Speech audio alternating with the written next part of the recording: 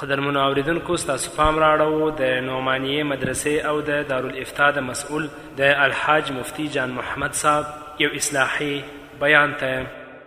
نحمده ونستعينه ونستغفره ونؤمن به ونتوكل عليه ونعوذ بالله من شرور أنفسنا ومن سيئات أعمالنا من يهده الله فلا مضل له ومن يضلل فلا هادي له ونشهد أن لا إله إلا الله وحده لا شريك له ونشهد أن محمدا عبده ورسوله أما بعد فأعوذ بالله من الشيطان الرجيم بسم الله الرحمن الرحيم قال الله سبحانه وتعالى إنما المؤمنون إخوة صدق الله العلي العظيم وصدق رسوله النبي الكريم ونحن على ذلك من الشاهدين والشاكرين والحمد لله رب العالمين.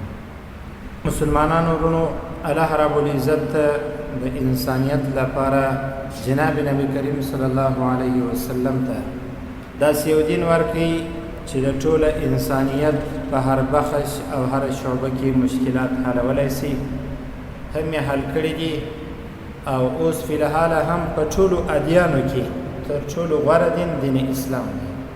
دغه دین زما ورونو چې کله الله رب العزت جناب نبی کریم صلی الله علیه وسلم ته ورکوي، نو په دې دین کې د نورو شعبو ترڅنګ بهترینه شعبه هغه مؤاخات او ورورګلوي ده. الله په دې دین کې خپلو بندګانو ته او د جناب نبی کریم صلی الله علیه وسلم امتیانو ته د ورورګلۍ درس ورکوي، اخوت ورښیي.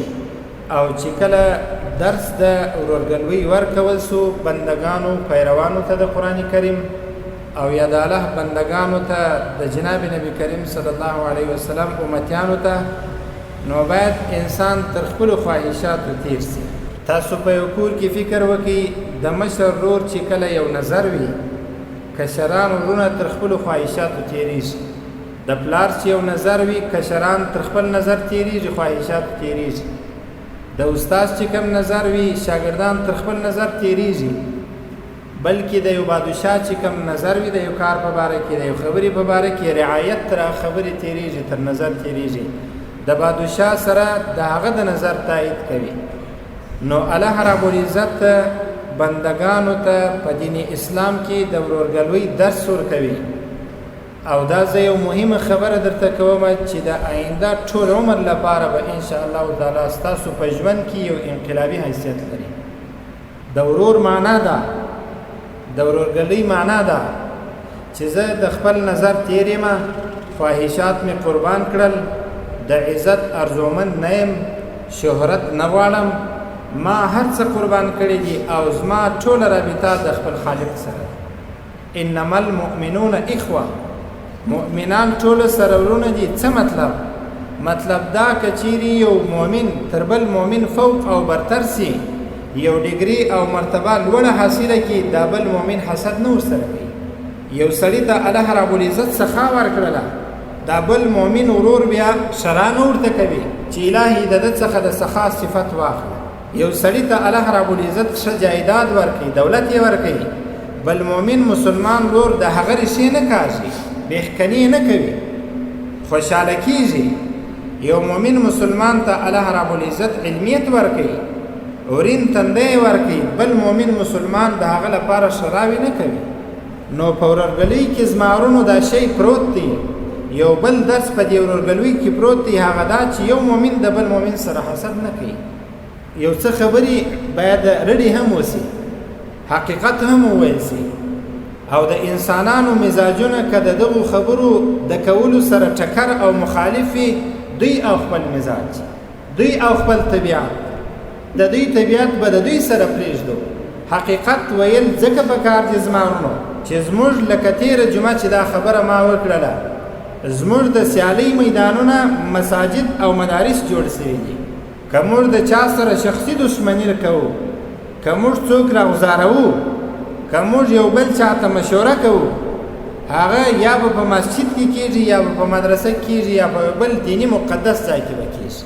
او دا شی زما ورونو چې د یو چا لپاره مشوره کېږي او د هغه بېخکني کېږي، دا د هغه درس خلاف کار دی، کم درس چې الله رب العزت د قرآن په دغه آیات کې راکوي. انما المؤمنون اخوة، د یو چا ریښې وهل، یو همسایه پړ مخې غزارول، د یو چا تجارت فلجول، په یو چا پسې د شا د خوا خبرې کول، د یو چا ښه صفت په بد صفت معرفي کول، دا ټوله هغه کړنې او کارونه دي چې د اسلامي اخوت و ورورولۍ خلاف کارونه دي.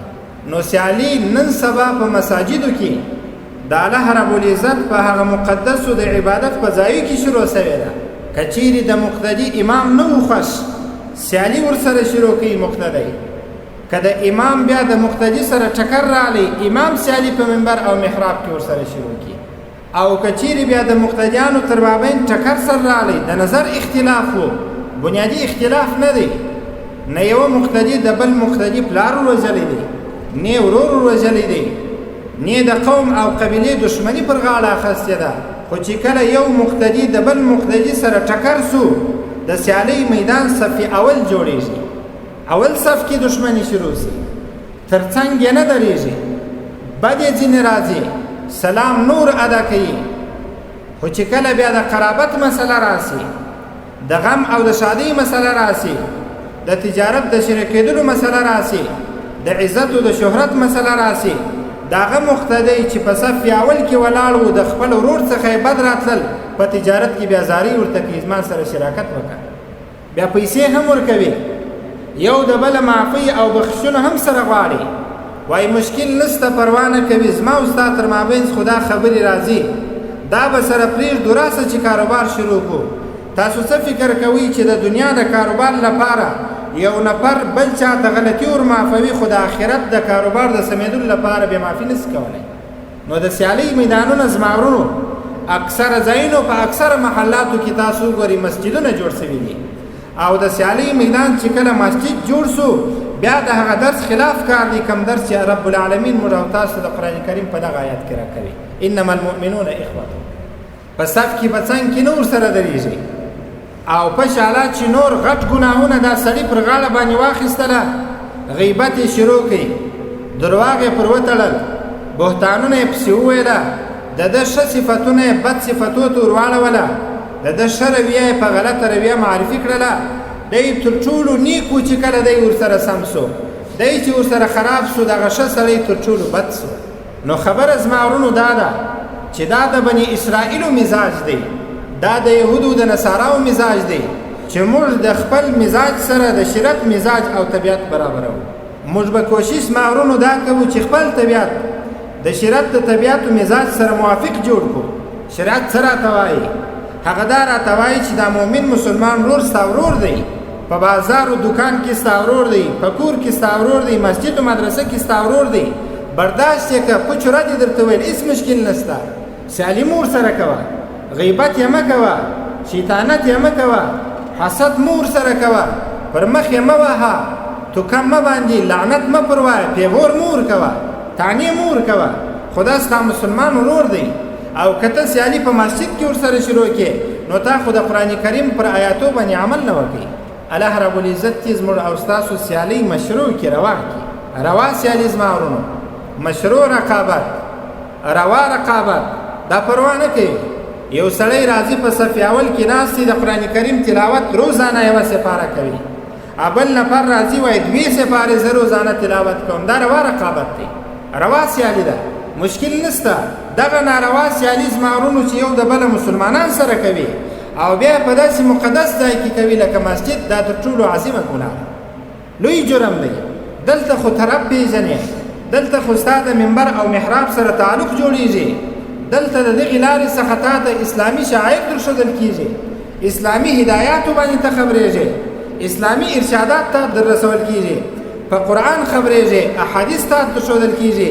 دلته نو د ناروا رقابت ځای چیرې دی چې تا شروع کړی دی؟ الله به دغه انسانان زما ورونو په سزا رسوي، پاته نه لري. تجارتونه مو د ناروا رقابت څخه ډک سوله، همسایتوب مو د ناروا رقابت څخه ډک سو، کاروبارونه هم ټوله داسې سوله، انډیوالۍ هم داسې سولې.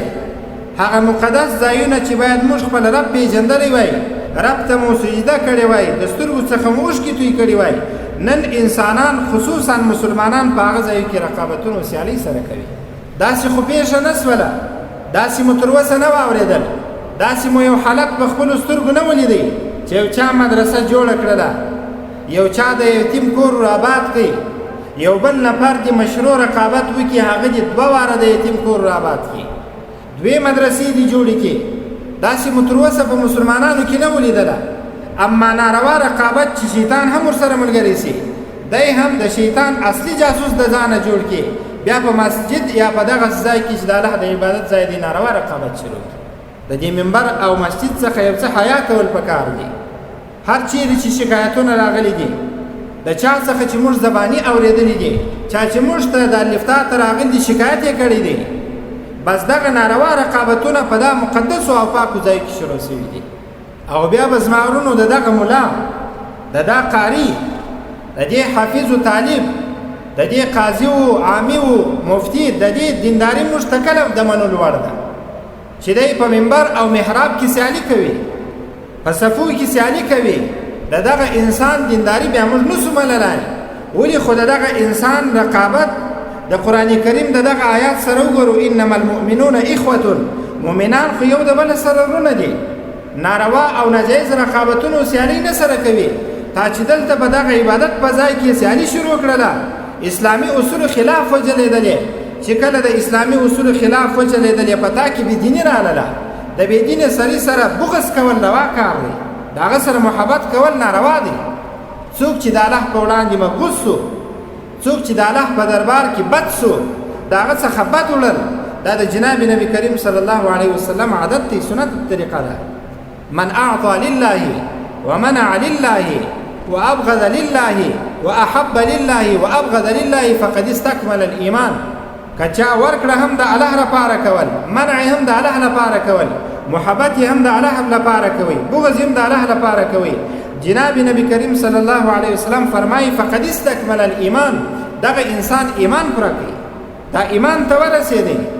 او ته چې په مسجد کې، مدرسه کې، د الله په مقدسو ځایو کې، او دا هغه ځایونه دي چې الله نسبت ځان ته کوي، دا مسجدونه د الله بلا کیف کورونه دي، د عبادت ځایونه دي. تا چې دلته ناروا رقابت او سیالي شروع کړله، موږ ته محترم نه هر څوک چې د هر قوم چې د هر چا استازی چې په هر شکل او رنګ چې راغلی تا خو ناروا رقابت شروع کړی دي. دا که د دې محل خلک دي، که د نورو محلاتو خلک دي، اوسېدونکي دي، دا ناجایز کار دی زما ورونو، عظیمه ګناه ده. د دغسې سیالۍ څخه ځانونه ژغورل دا د هر مؤمن مسلمان وظیفه ده. او تر ټولو عظیمه ګناه زما ورونو د دغو لویو ګناهو تر څنګ دا ده چې هغه عبادت چې باید په دې طریقه باندې د ځان الله ته نږدې کړی وای، په هغه عبادت کې بدخوندي راغلل. سوچ او دماغ یې په دې کې دی چې څنګه به زه د ده څخه انتقام و بدل واخلم. په هغه عبادت کې چې ده باید ژړلي وای، د قرآن کریم کې د دوزخ آیاتونه رالل، ده باید ژړلي وای، د جنت آیاتونه راله، ده باید خندلي وای، خوشحاله سوی وای. نن هغه عبادت چې د رب څخه د بیرې په خاطر ژړلي وای، په هغه کې دی سیالۍ کوي. چرت او دماغ فکر ټوله په دې کې بند وي چې څنګه دا مسلمان ورځ افزار کړي. زما ورونو اسلام دعوې موږ ډېرې کوو، او زموږ د ژبې د سر اسلام دی، د ژبې د سر اسلام دی. الحمدلله الحمدلله سبحان الله. که چیرې زما ورونو د یوې الحمدلله کیفیت وزرت ورشوه سي، تاسو یې بېله قسمه زما سره ومنئ چې مسلمان بیا د مسلمان سره حسد نه کوي. مسلمان باید پر هغه اصل وچلېږي کوم اصل چې د الله رب العزت له طرفه څخه. لباس که سپین واغوندو بس ښه خبره ده، که چا تسبیح اړولې ښه خبره ده، که چا په زوره استغفر الله سبحان الله الحمدلله ویل ښه خبره ده. فقط ماضي د ژبې د سر اسلام دی. هغه واقعات او حقیقت ته څوک ورشوه سوي دي. د واقعاتو او حقایقو څخه یو مثال ما درته ووایه چې مؤمنان یو د بل سره ورونه دي.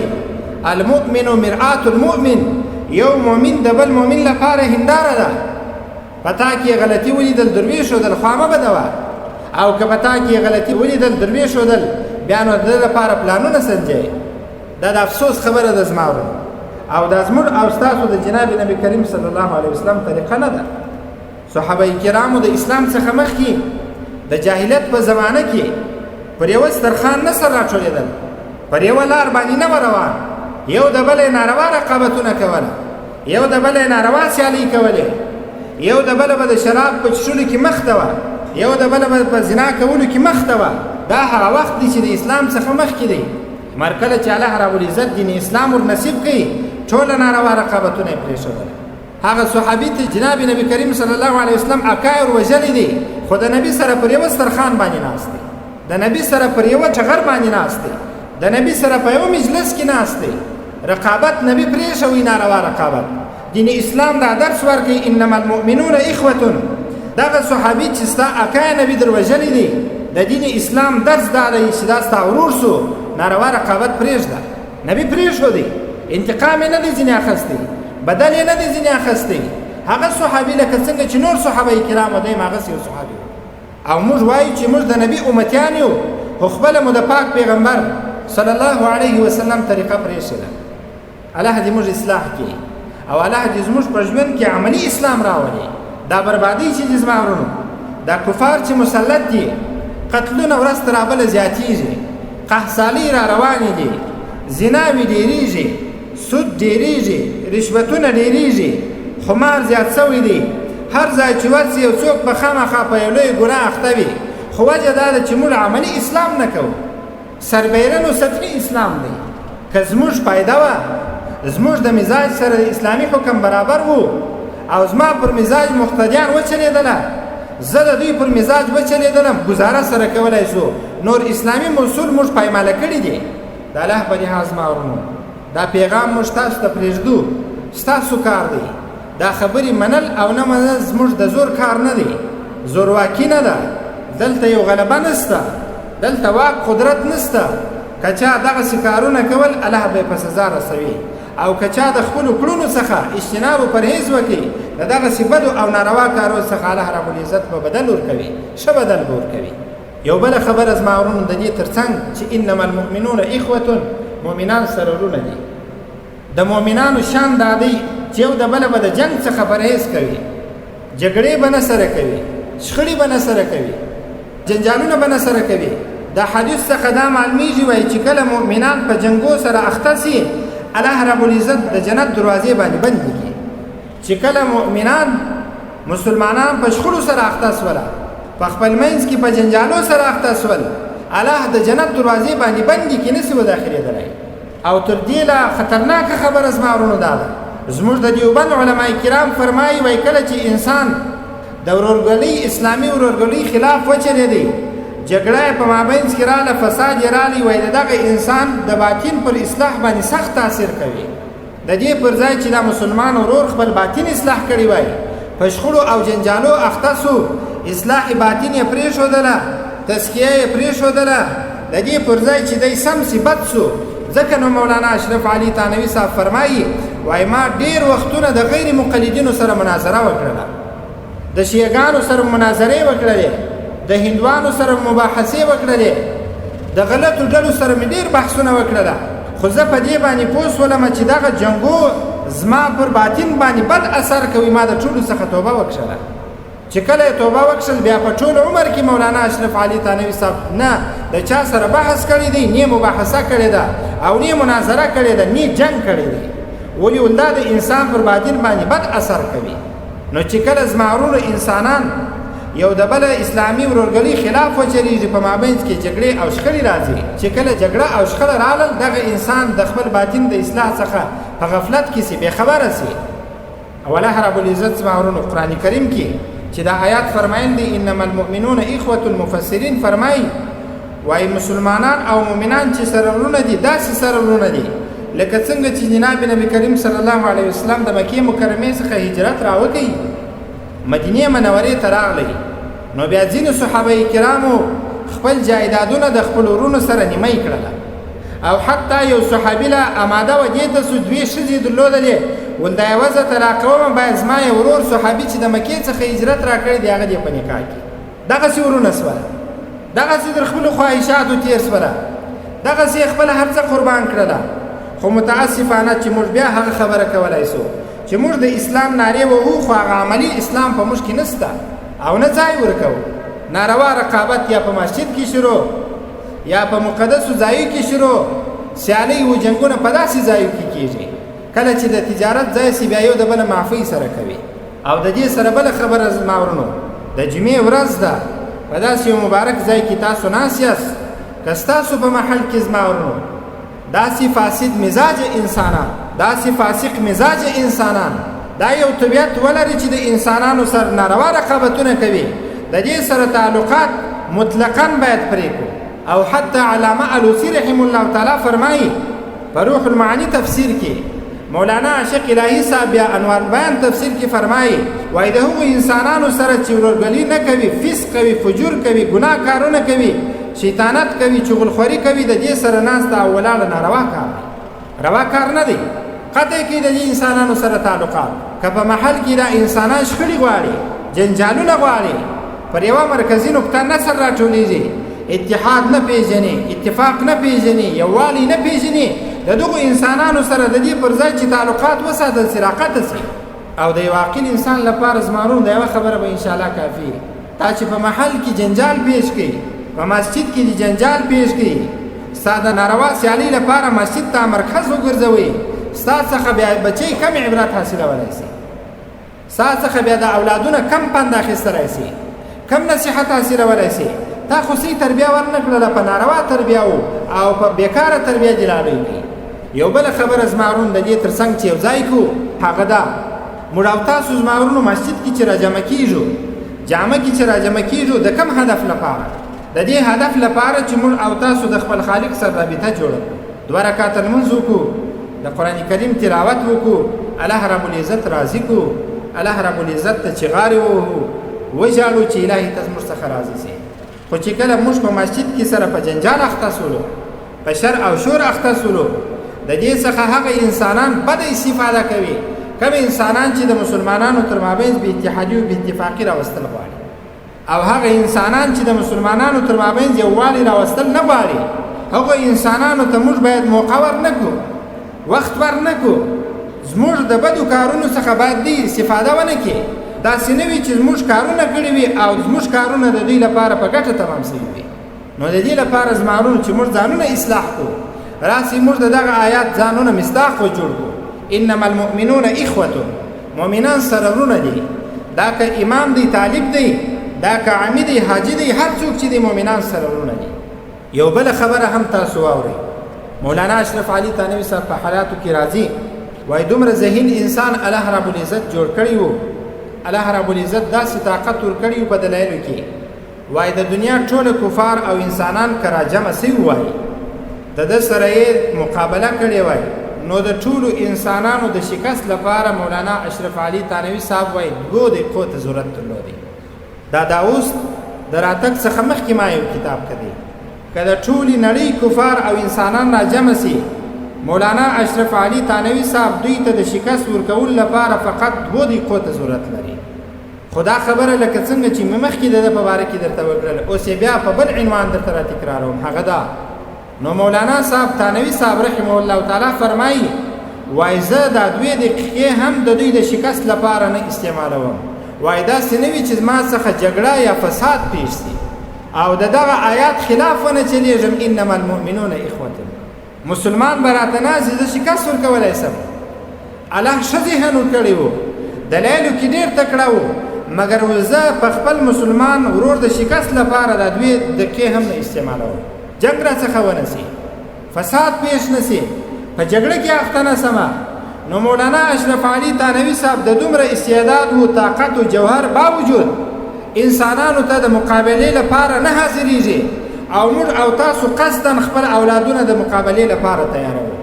یو بله خبره هغه ده که زموږ مقابلې وي زمارو او زموږ استعدادونه مصرفېدل وي او زموږ قوتونه مصرفېدل وي، موږ هغه اصلي جوهر استعمالوو، راسي چې د باطل په مقابل کې استعمال کړو. مسلمانانو په خپل مابینځ کې څومره شخړې او جنجالونه سره وکړل، څومره جنګونه یې سره وکړل، څومره دلایل یې سره وویله، په دلایلو ستړي سوله، راسي چې دا ټوله دلایل سره راجمع کړو، د کفر او د باطل مقابلې لپاره تیار شو. او تاسو به راته وایاست چې د څنګه مقابلې لپاره، نورې مقابلې پرېږدي، دغه د فکري جنګ لپاره خو تیار شي. دا تا ته چې ستا په ډیش، دا ستا په ټي وي کې چې کور پرته ده، تا ته په زرین کاغذه کې په زرینو خبرو کې یو کفري پیغام درکوي، د دغه کفري پیغام د مقابلې لپاره خو تیار شه. په دې خو سر خلاص که چې دا کفري پیغام دی خو ما دی په اسلامي الفاظو کې را کړی دی، په دې خو سر خلاص که او ځان پوه که چې زموږ سره کفار اوس په فکري جګړه اخته دي، په فکري جنگ اخته دي. موږ باید د هغو انسانانو په مقابل کې فکري تنکي ځوانان ورزو او درس ورکو چې ستاسو سره مقابله په دغه شکل روانه ده. که ستا بې اتحادي په مسجد کې روانه ده، په محل کې روانه ده، جنجالونه ستا د خبرو څخه راپورته سوي دي، پر دې ټولو جنجالو باندې پښه کښېږده، تر خپلو نفسي خواهشاتو تېر سه، د کفارو د فکري جنگ لپاره تیاري وکړه. او دا یو خبره ده زما ورونو. او اوس د کفارو ټوله زور پر دې دی چې هر رقم جنجالونه او جګړې د مسلمانانو سره پرېږدي، په فکري جنگ یې اخته کړي، تشویشونه ور پیدا کړي، وسوسې په زړو او ذهنو کې ور واچوي او په هغه جنگ یې اخته کړي چې بیا نه دوی او نه د دوی نسلونه ځانون ځینه کښلی سي. ځکه نو مولانا اشرف علي تانوي صاحب وایي د دې لپاره چې مسلمانان پر خپله اسلامي ورورګلي وچلیږي، د کفارو لپاره باید فکري جنگ لپاره تیار سي. نو یو کتاب کې مولانا اشرف علي تانوي صاحب رحم الله تعالی د کفارو د ټولو غلطو سوالو لپاره بهترین جوابونه ویلي دي. پای کې یوه خبره دا ده چې هر مسلمان ته چې د کفر له طرفه څخه په اسلامي شکل او صورت کې سوال راځي دی باید دفاع وکړي. او تاسو هره رسنۍ چې تعقیب کوئ، هر میډیا چې تعقیب کوي، هر مجلس چې تعقیب کوي، هر میګزین او مجله او اخبار چې تعقیب کوي، خبرونه یې وګورئ، خامخا به مسلمانان په فکري جنگ کې اخته وي. هر فاسده او بیکاره ډله چې پیدا کېږي دا د مسلمانانو پر ذهن باندې واخلي. هر جنجال او فساد چې په مسلمانانو کې د کفارو له طرفه راپورته کېږي دا د مؤمنانو مسلمانانو پر ذهنو باندې یو زبردست وار دی. او چې کله د مسلمانانو ذهنونه په دغو خبرو اخته سوله، بیا هغه خبره د بیان په شروع کې ما درته وکړه تکرارومه چې اسلامي ورورګلي باندې بد اثر اچوي او پر اسلامي اخوت باندې بد اثر اچوي، پر ټولنیزو چارو باندې بد اثر اچوي، د معاشرت او د ژوند د تېرېدلو د اصولو بیا خلاف کار وي. نو د دې لپاره زما ورونو چې موږ او تاسو خپل محلات، خپل مساجد، خپل مقدسات آباد کړي وي، راسي چې موږ او تاسو نن د قرآن کریم پر دغه آیات باندې عمل وکړو، انما المؤمنون اخوة. پروا نه لري که د امام د مزاج خلاف کار وسو، دی د خپل مزاج نه عملي کوي، د سیرت مزاج ته دې وګوري، هېڅ مشکل نه پیښیږي. که د مقتدي د مزاج خلاف کار وسو، پروا نه کوي، قرباني دې وکړي، د سیرت مزاج ته دې وګوري، پروا نسته. که د خان او د حاجي او د محل د مشر او د ملک د مزاج خلاف کار وسو، هیڅ اسمانونه نه رانړېږي او نه مځکې چاودي، نه غرونه رالویږي، بلکې د خپل تر مزاج تېر سي، د سیرت مزاج سره د خپل مزاج موافق او برابر کړي. جنجال خو دلته زما ورونه راپورته سوي دي چې موږ او تاسو مزاجونه خپل چلوو، مګر د خپلو مزاجو لاندې اسلامي احکام او عملي شکل او جامه وراغوندو. مزاج مو خپل دی، پر خپل ترتیب چلیږو، مګر نوم د اسلام ورکو.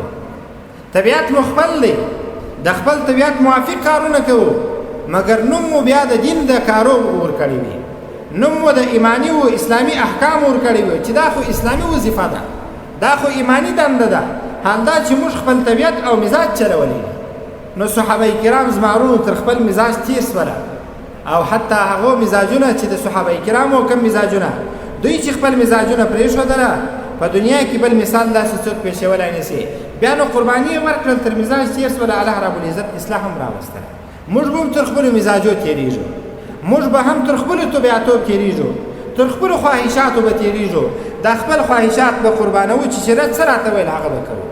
که ستاسو په محل کې زما ورونو هر ځای موږ دا خبره کړې ده، دلې تاسو ته هم کوو، که ستاسو په محل کې مشکل راځي، د مشکل د حل لپاره الله ربالعزت موږ ته شریعت رالیږلی دی. په خپل مزاج یې نه حلوو، په خپلو ناستو یې نه حلوو. موږ ته الحمدلله الله ربالعزت علما را کړي دي، الله مدرسې را کړي دي، الله دارالفتاوې را کړي دي، الله حنفي مذهب را کړي دي. دا خپل مشکل زو په خپل مذهب په کتابو باندې حلوو، د ځانه پرېکړې نه کوو، د ځانه مشورې او فیصلې نه کوو، د ځانه خپل مزاج او طبیعت د مقتدیانو پر مزاج یا د امام پر مزاج نه غالبه کوو، بلکې چې څه پېښ سوله دا شریعت ته سپارو. موږ ته چې خپل مذهب کومه تګلاره راوښودل پر هغه باندې چلېږو. که واقعات یو چا داسې وکړله، یقیني دا کار یې داسې وکړي، نو موږ هغه ته ویلی سو چې کامل مؤمن. او که چا مسله ورته راغله بیا هم مسله ونه منله، فتوا ورته راغلل بیا هم ونه منله، دا خپل مزاج پر ده باندې د شریعت تر مزاج ډېر غالبه و، په دې به موږ پوهېږو چې دغه انسان ایماني ضعف او کمزوري لري. نو الله رب العزت کې موږ او تاسو ته پر دې ټولو خبرو باندې د عمل کولو توفیق را نصیب کړي. الله دې موږ ته د عملي اسلام د راژوندي کولو توفیق را نصیب کړي. الله دې دا ستاسو په محل کې دا ستاسو همسایګان دا ستاسو اطراف دا ستاسو دلته راغلي انسانان په دې ټولو کې یا الله رب العزت عملي اسلام را ژوندی کړي. که را ژوندی سو جنجالونه نسته نو موږ بس ما ورونو دا خبره په آخري کې درته کومه چې موږ به خپل مقدسات خپل مسجدونه دا د جنجال څخه ساتو، د فساد څخه به ساتو، د شخصي دشمنۍ څخه به ساتو، د شخصي سیالۍ څخه به ساتو، د ناروا رقابتو څخه به ساتو، د خپل مزاج د چلولو څخه به ساتو، خپل مزاج به قربانو، د شرک مزاج به رامخته کوو.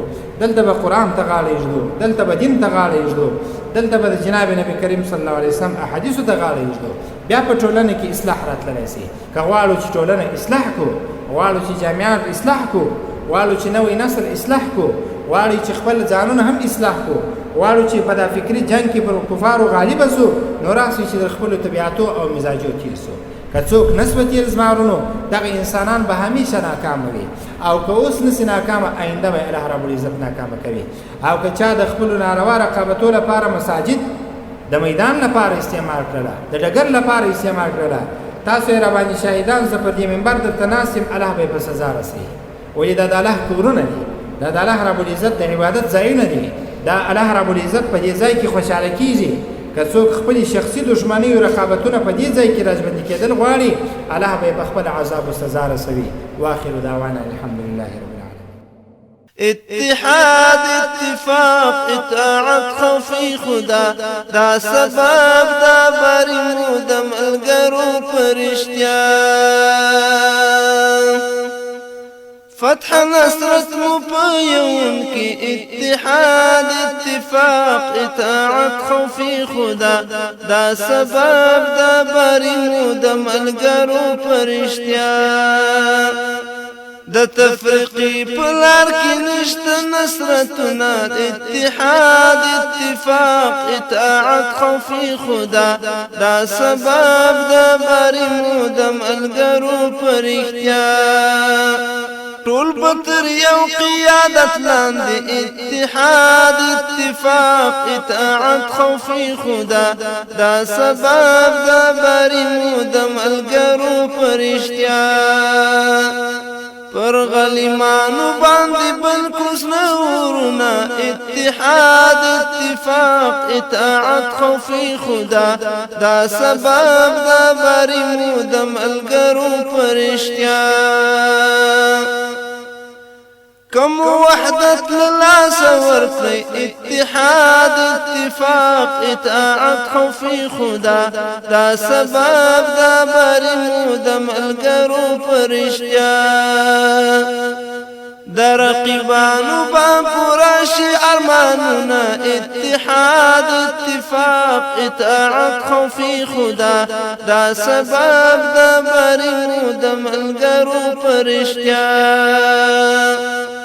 مجاهد زیرک اوسئ اتحاد اتفاق اطاعت خوفی خدا دا سبب دا بریمو د ملګرو پرشتیا د تجزیرات جوړ شوي پلانونه اتحاد اتفاق اطاعت خوفی خدا دا سبب دا بریمو د ملګرو پرشتیا دولس بچی ازار نکو اتحاد اتفاق اطاعت خوفی خدا دا سبب دا بریمو د ملګرو پرشتیا د جهاد صف کی محمد ولسنا اتحاد اتفاق اطاعت خوفی خدا دا سبب دا بریمو د ملګرو پرشتیا لا استحباب بيتر فرض اتحاد اتفاق اطاعت خوفی خدا دا سبب دا بریمو د ملګرو پرشتیا پزان تطبیق بکرو د لوی الله حکمنا اتحاد اتفاق اطاعت خوفی خدا دا سبب دا بریمو د ملګرو پرشتیا د منیب دغه توقع د اتحاد اتفاق اطاعت خوفی خدا دا سبب دا بریمو د ملګرو پرشتیا چې په وحدت سره ښکلي سنگرونه اتحاد اتفاق اطاعت خوفی خدا دا سبب دا بریمو د ملګرو پرشتیا اتحاد اتفاق اطاعت خوفی خدا دا سبب دا بریمو د ملګرو پرشتیا